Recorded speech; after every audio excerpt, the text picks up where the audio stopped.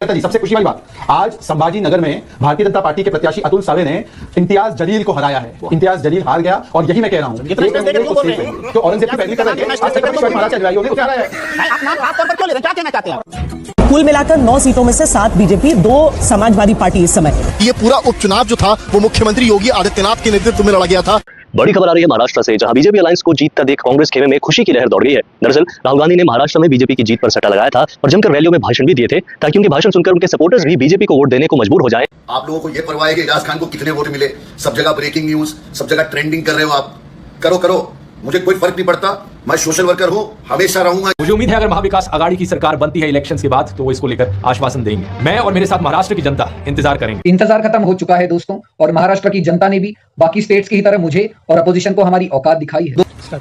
मेरा नाम फहद अहमद है, मैं शरद चंद्र पवार साहब एनसीपी गुटगढ़ से 172 शक्तिनगर विधानसभा का उम्मीदवार था। हमको अंदाजा था, लेकिन जिस तरह की शायद महाराष्ट्र के अंदर जिस तरह की भी चीजें चल रही थी उस घटना के बाद जो रुख महाराष्ट्र की राजनीति में हो रहा था, 99% की जो ईवीएम निकल रही थी उसमें मेरे से उनको डबल वोट मिल रहा था।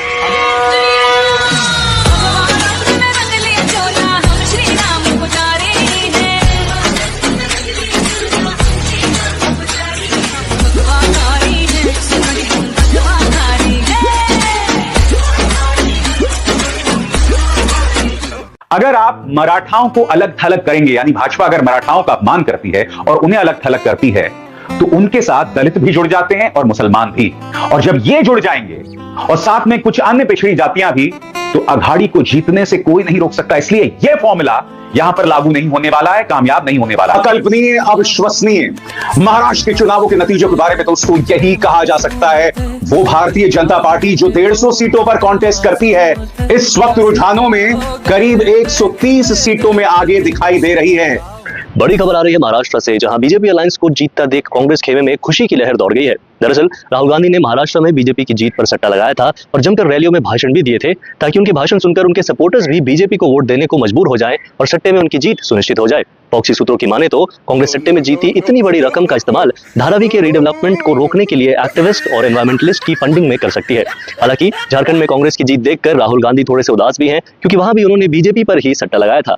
उम्मीद है अगर महाविकास आघाड़ी की सरकार बनती है इलेक्शंस के बाद तो वो इसको लेकर आश्वासन देंगे। मैं और मेरे साथ महाराष्ट्र की जनता इंतजार करेंगे। इंतजार खत्म हो चुका है दोस्तों, और महाराष्ट्र की जनता ने भी बाकी स्टेट्स की ही तरह मुझे और अपोजिशन को हमारी औकात दिखाई है। दोस्तों, महाराष्ट्र में महायुति की जीत हुई है, बीजेपी ने सबसे ज्यादा सीट्स जीती हैं और महाविकास आघाड़ी की हार हुई है। अब मैं और मेरे जैसे सारे इन्फ्लुएंसर्स का चप्पल खाने का टाइम आ चुका है, लेकिन अगर आप पुणे में रहते हैं तो आप टेंशन मत लीजिए, आप पाव भाजी खाइए। मुझे विश्वास है कि महाराष्ट्र की जनता इस धोखे, छद्म और ये जो खुल के डकैती हो रही है इसको नकार देगी।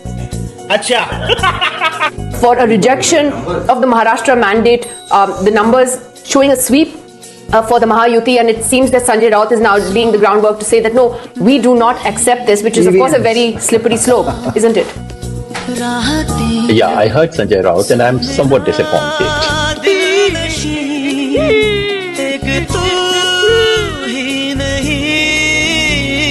वारीसाठी नेते आले याचे मला आनंद आहे.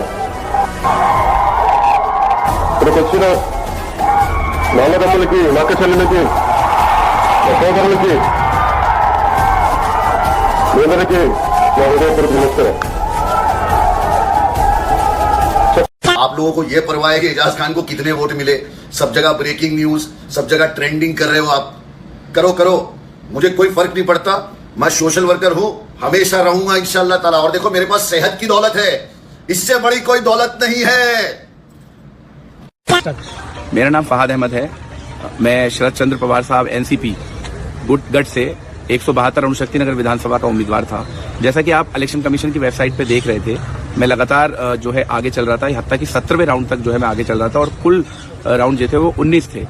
और फिर एक मिस्ट्री चालू होती है कि जो ईवीएम सुबह वोटिंग के दिन सुबह 7 बजे से लेके शाम को 6 बजे तक चली थी, उनकी 99% बैटरी निकलती है।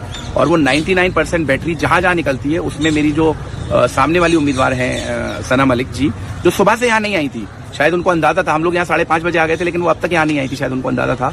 लेकिन जिस तरह की शायद महाराष्ट्र के अंदर जिस तरह की भी चीजें चल रही थी उस घटना के बाद जो रुख महाराष्ट्र की राजनीति में हो रहा था, 99% की जो ईवीएम निकल रही थी उसमें मेरे से उनको डबल वोट मिल रहा था। not getting into trouble. And I think no, Shiv Sainiks are coming openly on the show and saying it should be Eknath Shinde. Why is the BJP hesitant? Surely this is Devendra Fadnavis' moment in the sun. रुको जरा सबर करो.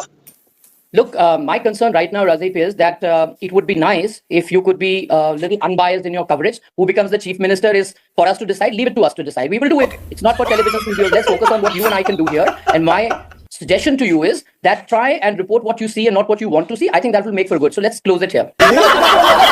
मिलाकर 9 सीटों में से 7 BJP, 2 Samajwadi party इस समय। ये पूरा उपचुनाव जो था वो मुख्यमंत्री योगी आदित्यनाथ के नेतृत्व में लड़ा गया था. उन्होंने पूरी तरीके से चुनाव को लीड किया था.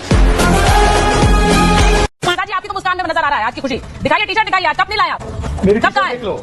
अच्छा टी-शर्ट दिखा, खड़े हो गए आप. एक रहेंगे तो सेफ रहेंगे. कि कप में मेरे भाई अजीत पवार फैक्शन से और शिंदे फैक्शन से तीनों मिलकर चाय पियेंगे तो चिंता मत कीजिए. और आज जलेबी भी खा रहे हैं हम लोग सुचलता जी, क्योंकि देखिए 2.5 साल नरेंद्र मोदी जी के नेतृत्व में और एकनाथ जी के नेतृत्व में महाराष्ट्र में हमारी सरकार ने जो काम किया वो 50 वर्षों तक कांग्रेस पार्टी नहीं कर पाई. जो विकास के कार्य किए, जो महिला सम्मान का, गरीब कल्याण का, विरासत के पुनरुत्थान का सब कार्य हमने किया. ये लोग केवल भाईजान करते रहे. There's clear narrative that Uddhav Sahab Thackeray is one of the most wanted chief minister by the people of Maharashtra.